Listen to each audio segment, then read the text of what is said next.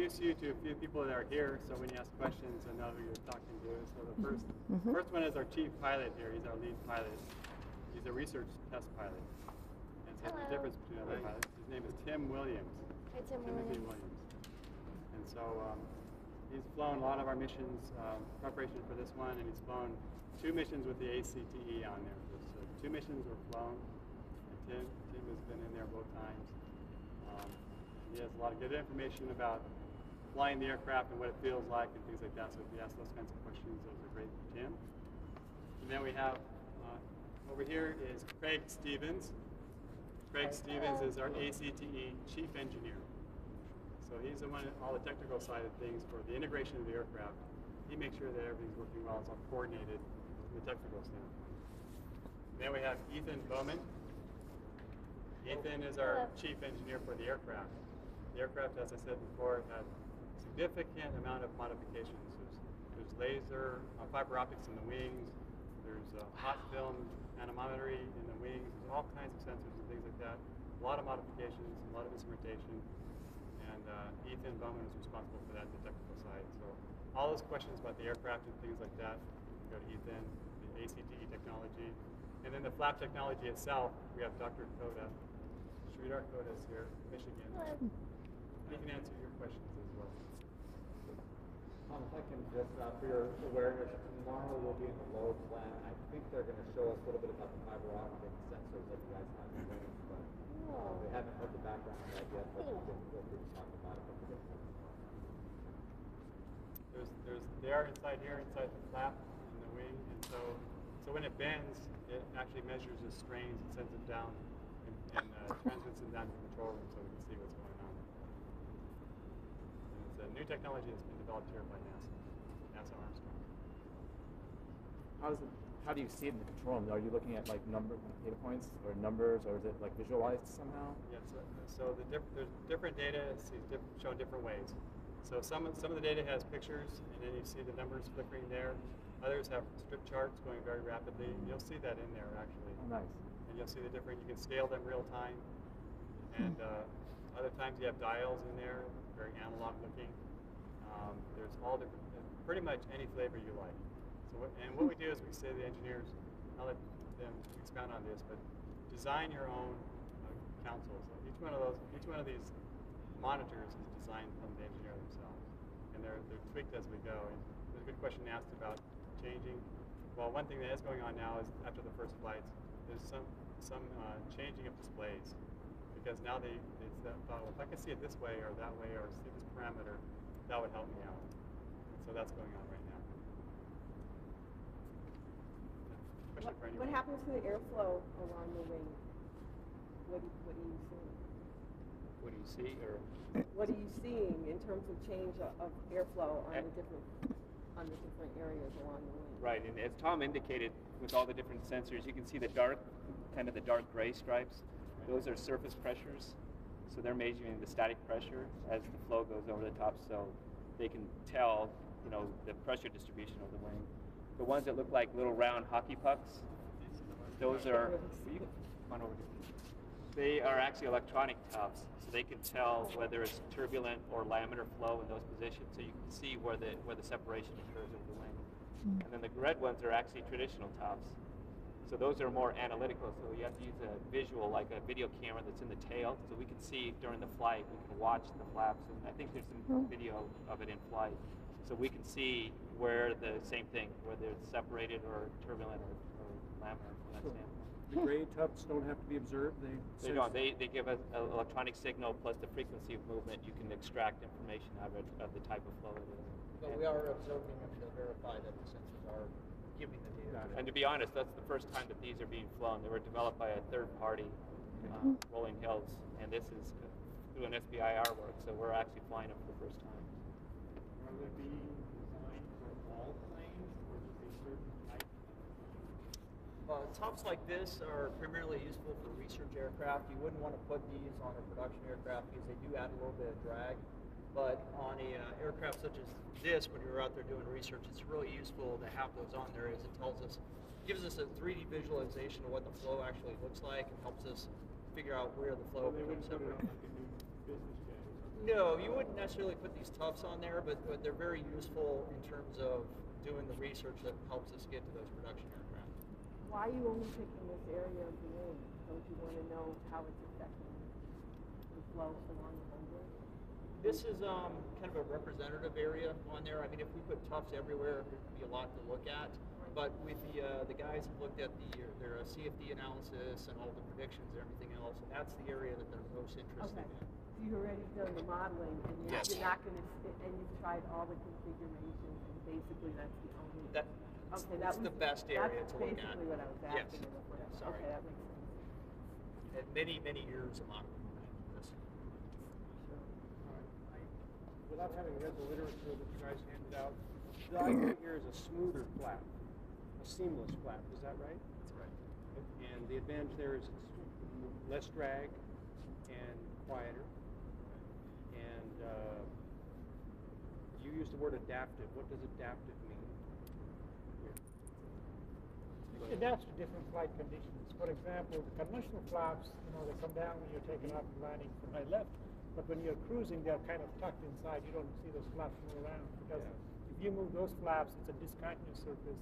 It disturbs the flow and with drag. Sure. By having an adaptive flap, which is shape adaptive, it adapts to different flight conditions, maximizing the performance throughout the mission, throughout the entire flight. Not just to take off and landing. Exactly. So it can move Even a during little bit. cruising, what happens is when you go, let's say, going from Los Angeles to London, when you're burning fuel, the weight of the aircraft changes. You're flying at different speeds, at different altitudes, and so ideally you want the shape of the flap to adapt to different changing conditions, so that you get maximize the performance throughout. And that's something that you cannot do with a conventional flap to the extent that you can with the shape adaptive flap. So I know some experimental conventional flaps can raise above and be a negative flap setting to get a more favorable angle of incidence in cruise as fuel burns off, for instance. And that's what you're trying to do here without the attendant complexity of drag? Exactly. It's part of it because the more recent, which was the Boeing and Airbus has that capability. But that's to a limited extent. With the existing flap, they can move a little bit. But you can do more with this and get better drag reduction or improvement in fuel efficiency. But also, this flap can twist span-wise, which is got another benefit of distributing the load. Which happens is it brings the load closer to the wing root, reduces the stresses in the wing, and also it reduces something called induced drag. Okay. So there is additional benefits of being able to twist the wing as well, in addition to changing its camber. Right. Now, what you've taken off the Gulfstream's stock flaps, which are very big, complex, but they provide a lot of lift at low speed, and you've kind of given up that for this test purpose. Is there a good potential for this system to eventually provide the same low speed lift that the stock Gulfstream flaps provide? That's a great question, actually. Yes, you already said it. We did this for this test aircraft. This is to prove the airworthiness of this new technology. But certainly, flap-to-flap comparison, because these are cambered flaps, they have more control authority than a conventional flap. But the fact that are you referring to the not having a gap in between? Yeah, no, they're not slotted and they don't descend nearly as so far. Some of you know quite well, having that, you get very high coefficient of lift, or it improves the lift performance, which we don't have because it's one continuous surface. Yes. So once this airworthiness of this technology is proven, you could do it this way, or you could actually have your hinge at the same time, get rid of a lot of other clutter that you have, and provide the shape adaptive capability so you can have a hybrid. Okay, best of both worlds. That's what we exactly. Are you looking at changing the configuration of the wingtip also? We could. In fact, this is a more challenging. Yeah, we can change the configuration of the wingtip as well. That seems like that would be advantageous also. That could be advantageous. Yeah. Configuration. Right. Yeah. Yeah. So what have you looked into in terms of, what specifically have you looked into? We did some CFD analysis, and we did some, it looks like these guys are all pretty, understand a lot about aerospace. Anyway, computational fluid dynamics analysis. I'm an aerospace. Oh, sorry. Apologize for expanding CFD. But anyway, we did that.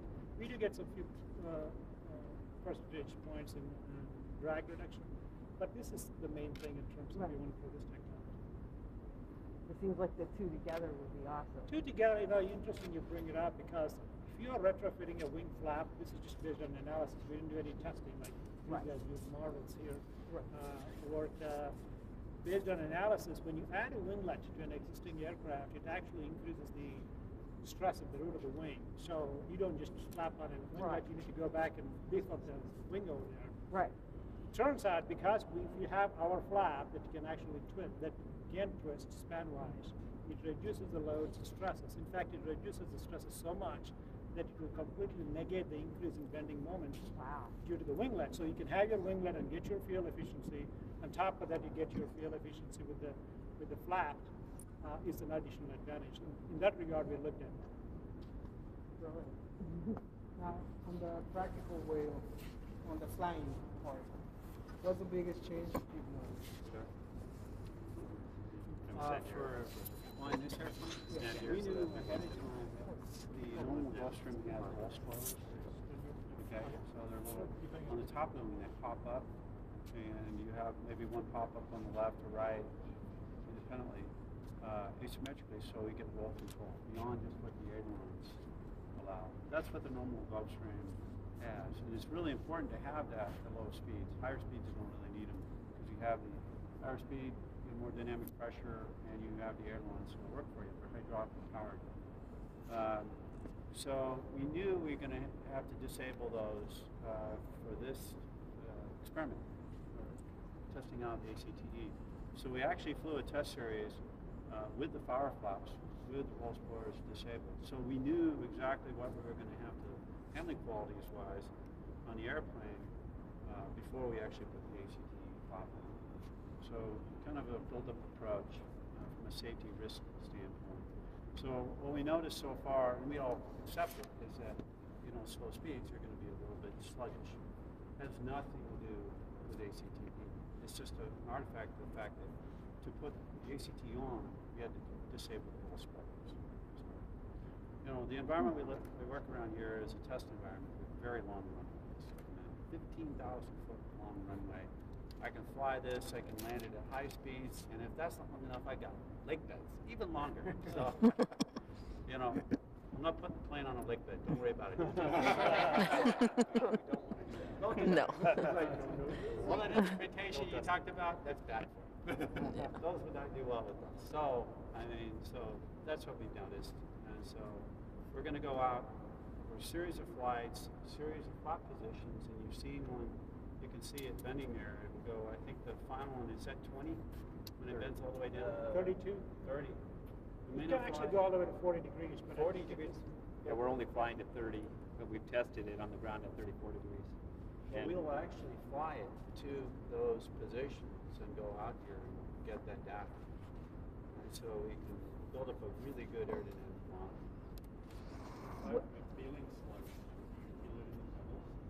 We don't feel anything in the tunnels. Yeah, it feels like a normal Gulfstream. So far we haven't seen anything. We've only flown it with flap 0 ACTE, as we call it. So the assumption is it's going to be the same, and it is the same as a 0 flap foul. It's the same profile. So when the flaps transition, do you notice a difference when it? Well, the key thing that we did to accelerate this program, and correct me if I'm wrong, is we decided that we would set the position of the flaps before flight and leave it that way.